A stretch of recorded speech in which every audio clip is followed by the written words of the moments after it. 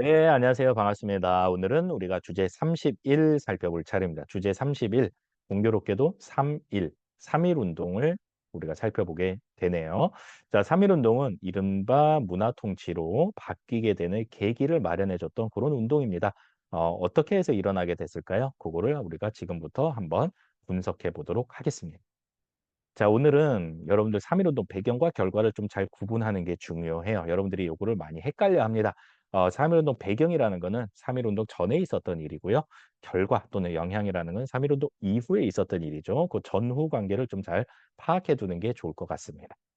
연도도 하나 외워 두세요. 1919년도에 일어났거든요. 이걸 외워 두면 좋은 이유가 뭐냐면은 연표 문제에서 주로 기준점으로 많이 나와요, 이 3.1 운동이요. 3.1 운동 나오면은 '아 1919년이구나.' 이렇게 알고 있으면은 굉장히 써먹을 때가 많을 겁니다. 또 하나의 키워드는 "최대 규모의 민족 운동이었다."라는 얘기예요.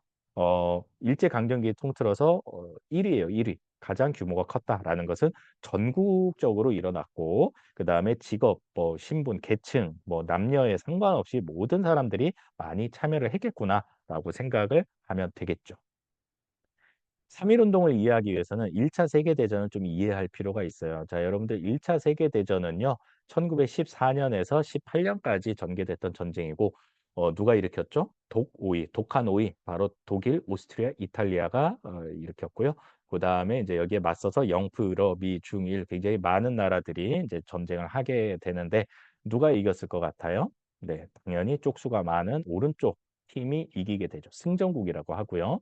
그다음에 왼쪽 전쟁을 일으킨 국가들 이들은 이제 패전국이 되는 거예요. 그런데 좀 재밌는 게 이 오른쪽 팀 중에 러시아 있잖아요. 러시아가 전쟁 끝나기 전에 1917 년도에 레닌에 의해서 사회주의 혁명이 일어나게 돼요. 그러니까 러시아가 공산국가 소련이 되는 그런 시점이 바로 1차 세계 대전 중이었거든요. 자, 그런데 이때 레닌이 주변 우리 같은 그런 약소국들의 지지를 좀 받고 싶었나 봐요. 그래서 이런 발표를 합니다. 약소 식민지 민족 해방 운동을 우리가 도와줄게. 그러니까 너네도 우리를 좀 지지해 줘. 뭐 이런 말이지 않았을까. 어쨌거나 레닌 아저씨가 "오 우리 도와준대." 뭐 이렇게 하면서 약간 우리나라 독립운동가들이 좀 이렇게 마음이 움직이기도 했었다라는 얘기예요. 전쟁이 끝나고 나자 파리에서 올림픽이 열렸죠. 네. 프랑스 파리에서 강대국들, 승전국들이 모여서 회의를 엽니다. 저 패전국들은 어떻게 응징을 할까? 그때 주도적인 역할을 했던 사람이 미국 대통령 윌슨이었는데 이렇게 합시다. 음. "민족의 일은 민족 스스로 결정하게 하자."라고 주장을 합니다. 그게 바로 민족 자결주의예요. 이게 어디를 향한 거였냐면요. 패전국 식민지를 향했던 거예요. 미국, 영국, 프랑스 입장에서는 이 독일 식민지를 좀 빼앗아 오고 싶었던 거예요. 근데 그냥 가져오면은 약간 좀 삥 뜯는 것 같고 모양새가 안 좋잖아요. 그래서 일단은 이 독일, 오스트리아, 이탈리아가 갖고 있는 이 식민지들을 일단은 독립을 시키자. 그다음에 우리가 먹자. 요렇게 인제 작전을 짰던가 봐요. 그래서 그 일환으로 어 "민족의 일은 스스로 결정해야지." 라면서 민족 자결주의를 제창을 하게 됩니다. 자, 이거는 아까도 말했지만 "패전국 식민지에만 해당이 된다."라는 걸 기억을 해 두세요. 자, 우리나라 독립운동가들은 '오 민족의 일을 스스로 결정한다고? 와 대박. 야 이거 개꿀인데?' 이렇게 하고 생각하고 있었는데 그거는 우리들만의 착각이었죠. 왜? 바로 일본. 우리나라를 식민 지배하고 있는 일본은 승전국이었나요? 패전국이었나요? 여기 있네요. 네. 승전국이었거든요. 그러니까 우리나라는 해당이 되지 않았지만 이 당시에 독립운동가들은 이 사실을 잘 모르고 있었던 거예요. 그래서 상하이에서 조직이 됐었던 신한청년당에서 김규식을 파리 강화 회의에 파견을 해서 "우리 독립하고 싶습니다." 요런 이제 활동을 하기도 하고요. 만주 지역에서는 무장 투쟁을 언급을 하면서 대한 독립 선언이 발표가 되기도 합니다. 심지어 일본의 심장부인 수도 도쿄에서는 유학생들 중심으로 28 독립선언이 발표되기도 합니다. 28 2월 8일 날 독립선언이 발표가 됐다. 이런 뜻으로 이해를 하면 되겠죠. 놀랍지 않습니까? 음. 일본 한복판에서도 이런 독립선언이 발표가 됐다. 국내에서도 인제 민족 지도자들이 "야 우리도 한번 그러면은 독립선언을 발표를 하자."라고 준비를 하게 됩니다. 주로 이제 종교인들 중심으로 또 학생단체와 연합을 해서 준비를 하게 됩니다. 여기서 말하는 종교계에는 주로 천도교가 굉장히 주도적인 역할을 하게 되고요. 그다음에 인제 기독교, 불교 계열이 또 참여를 하게 되는 거죠. 사람들이 좀 많이 모일 만한 고런 날에 발표를 해야 되지 않을까요? 자, 마침 이때 고종이 사망을 합니다. 그리고 이제 고종의 장례일이니까 굉장히 많은 사람들이 올 거다라고 예상을 한 민족 대표들은 고종의 장례일 날 독립선언문을 발표하기로 이제 합의를 봅니다. D-Day가 결정이 난 거예요.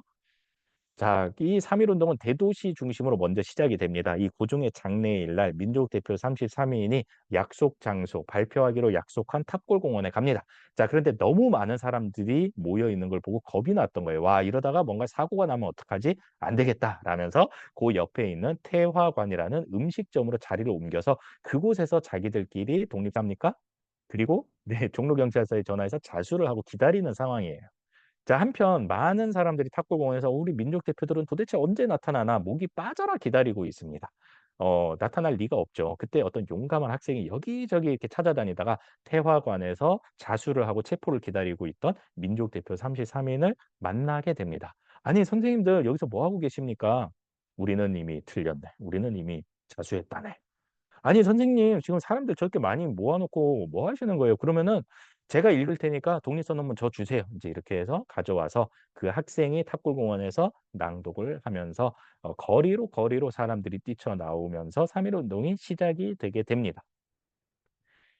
학생들은 인제 탑골공원에서 시작을 했다 이런 얘기고요. 대도시에서 중소도시, 농촌 심지어는 해외로까지 확산이 됩니다. 여러분들 3.1 운동이라고 해서 3월 1일 하루에만 있었던 운동이다라고 생각하기 쉬운데 그거 아니고요. 한 달 넘게 지속이 됩니다, 전국적으로요.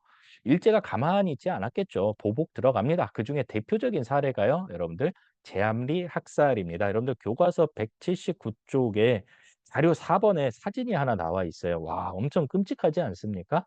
화성 지금 수원 근처에 제암리라는 마을에 일본군이 이렇게 지나가다가 '아이 안 되겠다. 아이씨 빡치네.' 이러면서 거기에 있던 한 20명 정도 되는 마을 사람들을 그 마을 교회로 모아요. 그런 다음에 들어가게 한 다음에 문을 다 못을 박아 버려요. 그런 다음에 어떻게 합니까? 불을 질러 버립니다.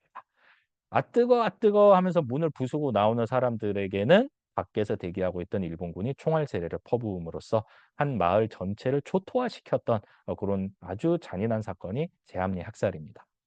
이곳을 우연히 지나던 외국인 선교사가 이 현장을 목격을 하고 사진을 찍음으로써 이 사실이 인제 세상에 알려지게 됐는데 사실 알려지지 않은 이와 비슷한 사례가 얼마나 많았겠습니까? 네, 그렇습니다.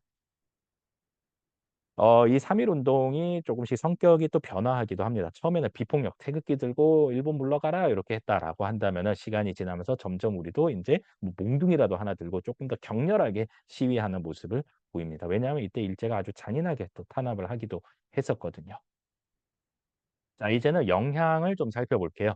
우리가 계속 얘기하고 있었습니다. "일제 지배 방식이 바뀐다."라고 얘기를 했었죠. 무단 통치에서 이른바 문화 통치로 바뀌게 되는 계기가 됐고요.